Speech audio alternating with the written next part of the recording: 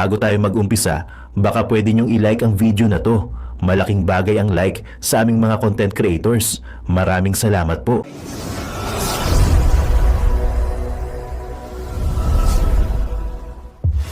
Para sa aming kapatid at kasama sa Marines. Huwag niyong biruin ang sarili niyo. Dahil handa po kami makipagpatayang proteksyonan lang ang aming kasama. Boom! Nako, patay na mga babayan. Ito, mga Marines, nagsalita na. No? Isa laban sa lahat. Lahat laban sa isa. My God, kabahan na ang kabahan. Oo, dahil sabihin nyo na ito mga babayan, kasalita yung mga kabaro ni Sir Orly Gutesa. Sapagkat ito daw pong si Sir Orly ay pinagsasalitaan or kakaroon ng issue, nagsisinungaling. No? Gusto lang ilaglag, baga pakawala itong si Sir Orly na para siraan ang mga demonyong kawatan. Pero hindi nyo po alam ang ugali ng mga Marines. Kita nyo at siniwalat niya yung pagdadala ng basura. No? Basura is pera pala yun mga bayan. Na hindi niya na ma-attend dahil napapanood niya yung hearing na talaga namang kailangan na siyang lumantad.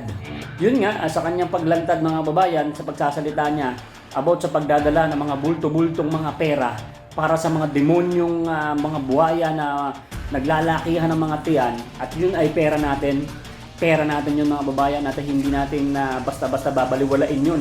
At ay biruin nyo mga babayan, nilagay natin itong mga demonyong kawatan para maglingkod sa bawat Pilipino. Noon pala, lilimasin pala yung kaba ng bayan. So ngayon, dito sa kabila ng pagkasuwalat ni Sir Orly, mga babayan, ito ay nabalitaan po ng kanyang mga kasamahan. At nagpapatunay mga babayan, dito tayo nakakilabutan, no, na nagpapatunay po sila na si Sir Orly Gutesa po ay hindi po nagsisinungaling, at kilala po nila yan. At alam po talaga ng mga Marines, ang mga kanilang mga kasamahan ay isa yan parang dugo. Parang sa kung ilang libo sila, iisang dugo lang ang kanilang tinataglay sa kanilang utak, sa kanilang katawan. Dahil lang Marines po, pagka sila ay sumugod sa isang laban, patay kung patay. No? Nakakilabot po yung mga yan. Alam nyo mga babayan, itong mga Marines na to, kung nababalitaan nyo, pag yung Marines na yan ay sumugod sa isang kalaban, ubos talaga. Susugod dyan, minsan wala nang cover Assault, pag sinabing assault, ganyan po, pwede kanyang gapangin, hindi mo namamalayan, natutulog ka, nandiyan na pala, napapaligiran ka na ng mga Marines. Ganun po kalulupit ang mga Marines. Ngayon, sa kabila ng issue nito mga babayan, dahil si Sir Orly Gutesa po ay nawawala, ito ay nagsalita na po itong mga kasamahan niya. At handa daw po makipagpatayan, handang makipagpatayan, handang makipaggera, para lang po ay protektahan o suportahan itong si Orly Gutesa. Hantayin nito, delikado to. Kaya ito, si Marcos admin, ilabas nyo si Sir Orly Gutesa kung ayaw nyo po magkagulo po talaga sa Pilipinas. Kung sa rally hindi napababa itong si Bongbong Marcos, baka pag ito ay sumiklab, no, laban sa militar, pag ito naglabasan itong mga Marines na to, dahil sila po mismo nagsabi mga babayan, isa laban sa lahat, isa laban sa isa. Ano ba yun? Isa laban, ano ba kunyari, yung isa laban sa lahat. Baga walang iwanan yan mga babayan. Ibang klase po ang mga Marines. No, sa mga pulis, wala akong tiwala diyan Yung ibang mga pulis diyan, hindi mo sinasabi dahil may mga kaibigan naman tayo mga pulis. Yung iba mga takbuhin kasi yung iba malalaki ang mga tiyan, no? Di bali na lang kasi kahit yung ibang mga pulis kasi pag magtago sa isang poste, lalabas pa rin yung tiyan Pwede pa rin na tamaan ng bala yan. Ito mga Marines ay kahit yung iba diyan malalaki, naku, hindi mo kayang tamaan yan. Dito tayo kabahan mga babayan kasi dito sa video mapapanood nyo, panoorin nyo hanggang dulo. Dahil nagsalita po yung mga kasamahan po ni Sir Orly. At ito, siyempre, isang salita ng baga, ito kasing Marines mga babayan, yung isang salita ng isang Marines, salita na po ng lahat yan. Naku, pag yan po ay nagsama-sama mga babayan, baka ito na po yung pinakahinihintay natin na magpapababa po talaga kay Marcos. Biruin nyo nagbigay ng magandang ebidensya itong si Sir Orly, ngayon po ay nawawala. At ngayon, mayroon na pong ginagawang plano itong mga Marines. So ito po yung panonoorin natin at abangan nyo. Siyempre hindi naman yan na sinasabi lahat kung sa about sa social media. Pero nagbanta na po itong mga kasamahan niya. Handa daw pong makipagpatayan itong mga Marines para lang po maprotektahan at maipagtanggol ang kanilang kabaro, ang kanilang kadugo. Naku, Diyos ko, yan na. So ganito mga babayan, panoorin niyo po itong full video, napakaganda nito. At kung magustuhan mo itong video na to, don't forget to like. Tapos kung hindi ka pa nakasubscribe, subscribe ka na. Tara, makipanood tayo dito sa isang kasamahan natin ng DDS kasi ang lupit nito. Tara, handa ka na ba, Mare? O tara, panoorin mo yan. Let's go. Hayop ka talaga! Ang ganda mong lalaki! Do you swear or affirm to tell the truth, the whole truth, and nothing but the truth in this proceeding? Totoo po ba itong notaryong ito? Totoo po, Your Honor. Bilang isang dating sundalo, inaalay ko ang aking buhay para sa ating bansa. Huwag niyong biruin ang sarili niyo. Dahil handa po kami makipagpatayan, proteksyonan lang ang aming kasama. Yung sinasabi nila na sinungaling daw si Tap Gute, di nyo kilala yung tao. Ako, kilala ko siya personal.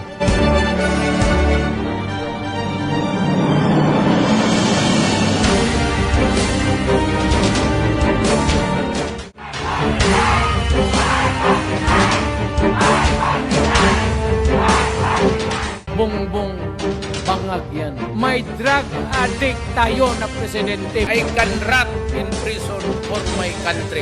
I am not a Filipino for nothing.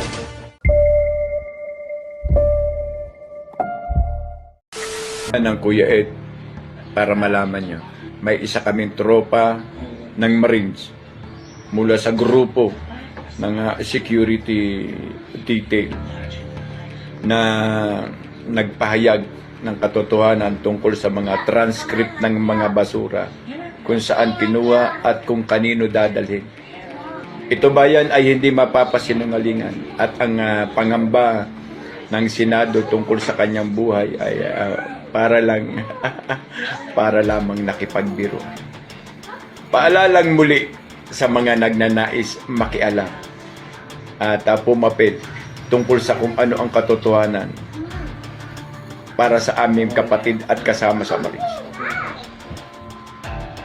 Huwag niyong biruin ang sarili niyo.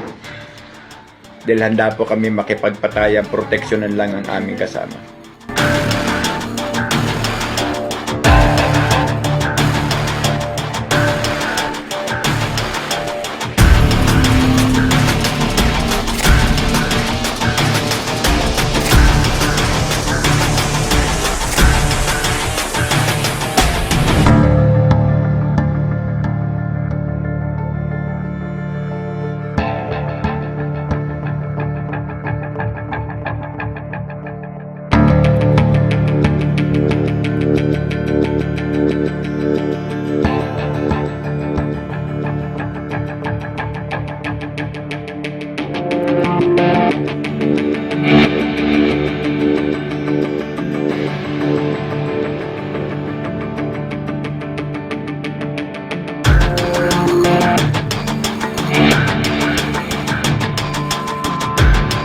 Yung sinasabi nila na sinungaling daw si Tap Gute, di nyo kilala yung tao.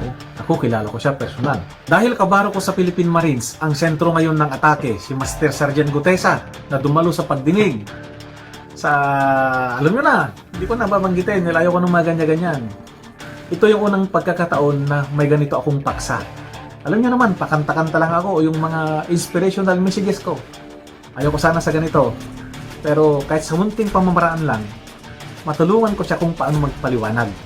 Yung sinasabi na peke na notaryo doon sa kanyang sinumpaang salaysay. Okay? Unang-una, kapag pumunta kayo doon sa malalaking kampo, halimbawa Camp Aguinaldo, Campo Crame, pati NBI, pati DOJ, doon mismo sa harapan, ang daming nagnonotaryo doon. Yung transaksyon mo sa loob o utusan ka nung concerned office na yan, magpanotaryo ka muna. Ngayon, lalabas ka, ang dami doon nakahilera, mga pwesto. Pero hindi nyo doon makikita yung mga abogado. Kalimitan, andun lang yung kanilang secretary o staff. Sila na yung pipirma. Pero bakit tinatanggap yon? Kasi walang issue. Ito, may issue dahil siya lang yung kaisa-isahang bumanggit doon sa pangalan na binanggit niya. Yan. Alam ko yung iba sa inyo, naranasan na nila yan. Walang abogado. Ang pipirma doon, yung secretary lang. Sa probinsya, kalimitan ang nakikita doon kasi yung mga abogado dahil kukunti lang yung tao eh. Pero sa Metro Manila, sabi ko nga, kalimitan, staff o secretary lang. Marami pang nagsasabi doon, nakakasuhan daw siya. Anong ikakaso nyo doon? In good faith naman yung pagpapirma niya. In good faith naman yung pagpapanotaryo niya. Oh, di ba? Ang kasuhan yung secretary ng abogado, yung pumirma doon. At pustahan tayo. Kung kontra doon sa binanggit niya na pangalan, yung abogado na yon, hindi na yun magrereklamo, di ba? Number 2. Ito yung sitwasyon na bibihirang mangyari, pero naranasan ko kasi yon. Yung pwede naman siya yung pumirma, halimbawa lang, siya yung pumirma. Pero tinakot na siya, tatakutin siya. Hindi naman yung takutin na may mangyayari sa iyo pag hindi mo talikuran yung pirma mo. Hindi naman ganoon ang manakot. Alam niyo yung manakot? Kasi sabi ko nga, nasubukan ko na lahat yan. Simple lang yan. Halimbawa, tatawag ka. Autor na eh. Kung hindi mo tatalikuran yung pirma mo na yon, alam ko kung saan nag-aaral yung mga anak mo. Yung sinasabi nila na sinungaling daw si Tapbute, hindi nyo kilala yung tao. Ako, kilala ko siya personal. Ang sundalo may kanya-kanyang field of specialization. May infantry, may supply, ano ba yun? Quartermaster. Kami, parehas kami ng field of specialization. Kaya alam ko yung diskarte niya. Yung hindi niya pagdalo sa paanyaya ng DOJ, diskarte niya yun. Diskarte ng Intel yun. Ikaw, inimbitahan ka, alam mo na ang laking tao yung binanggit, tapos pupunta ka doon sa imbitasyon. Hindi ah. Alam ng mga kasundaluhan yan, ang Intel, laging advance mag-isip yan. Kung iniisip mo para bukas, halimbawa, Sabado bukas, yung Intel nag-iisip na para Miyerkules yan. Ito pa, bakit daw hindi hinarang sa gate yung magdi-deliver? At saka sa kaalaman ng hindi nakakaalam, yung gate ng Forbes, hindi nasasakupan yung bahay doon ni, alam nyo na, yung McKinley Road na yan, from EDSA papunta ng BGC, andun, along sa McKinley yung bahay niya. Hindi nasakupan ng main entrance. Alam ko yan, ilang beses na akong nakapasok sa bahay niya. Okay? Sa mga nagmamalasakit sa kanya, katulad namin sa Marines, nasa maayos na kalagayan siya. Ayaw niya lang magtiwala siguro sa ibang tao, lalo na dun sa nag-imbita sa kanya. Ako, ayaw kong magbanggit ng mga, neutral lang ako. Para lang kay Tapbute yung pinaliwanag ko. Alam niyo naman, may kasabihan, Marines is always a Marines. Itong busina para sa pagkakaisa po. Busina para sa matigil ang korupsyon. Busina para matigil ang mga kalokohan sa Congress, sa Senado, sa gobyerno. Busina yan sa lahat ng kababayan natin Pilipino. Mga kababayan, pumunta na kayo dito. Panahon na ito. Ang dami na natin. Dagdagan pa natin para matuldukan ang aking ninakaw, ang ating kabanang bayan. Manawagan ako. Lumapit na kayo. Timing na ito. Maraming salamat.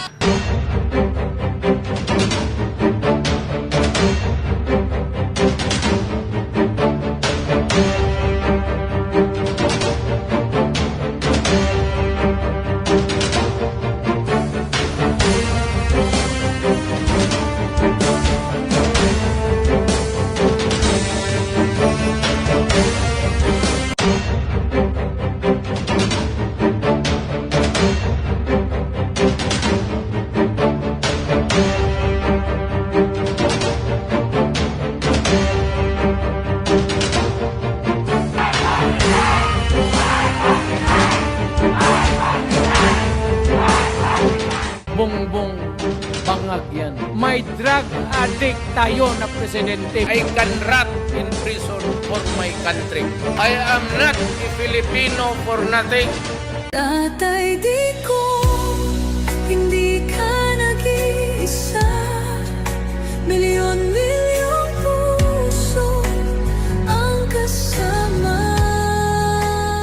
Sa lumang silid, mag-isa kang tahimik. Walang kamera, palakpak ay wala na. Sa bawat pader ng bayang iniwan mo, may pangalan mong di na mabubura.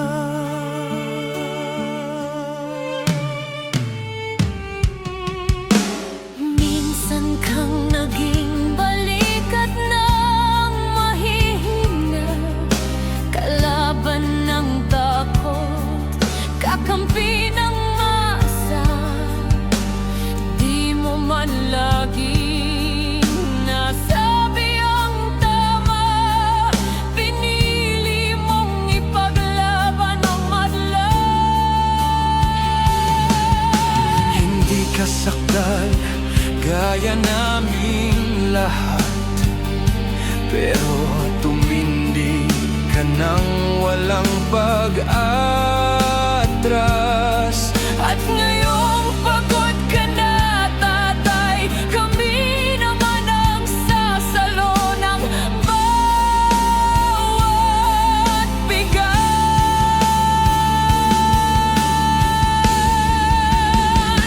Hanggang sa dulo, ikaw ay mahal. Kahit papagod na ang iyong katawan. Tatay, salamat sa iyong paglaban. Ngayon, kami naman Hanggang sa dulo, di ka namin iiwan. Ang kwento mo'y dala ng bayan.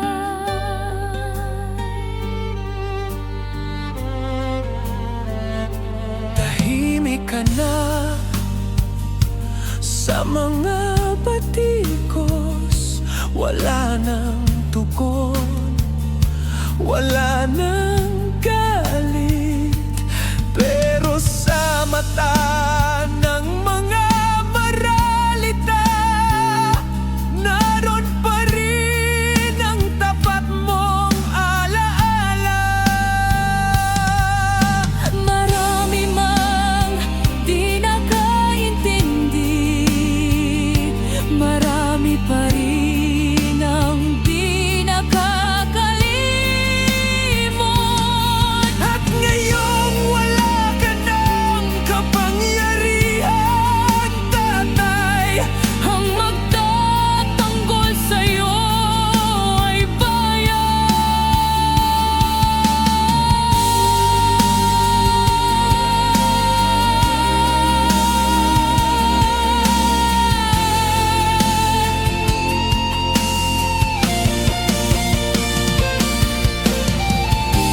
hindi ka nag-iisa. Kahit ngayon.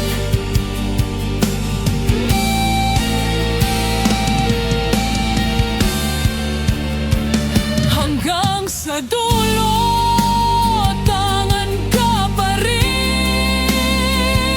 Sa puso ng batang minsan mong pinagkain.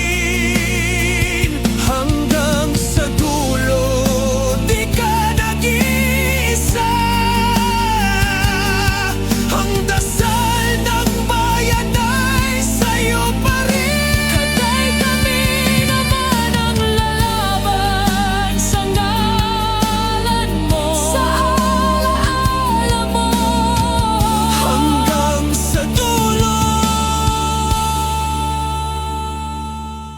Dalangin ka ng puso ng masa.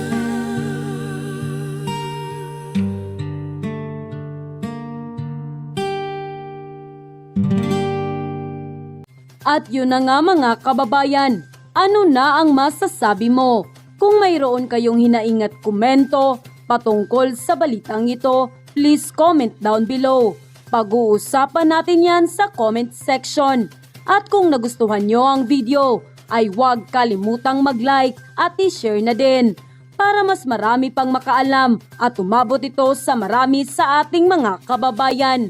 Maraming salamat po. Mabuti pa ang sardinas, may label. Eh tayo, wala. Oo nga pala. Nay, ito na yung bayad ko sa isa, ano? O, kunin mo yung isa.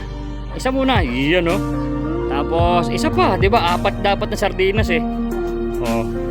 O, yan. 3 na. Pang-4 na sardinas. Okay na.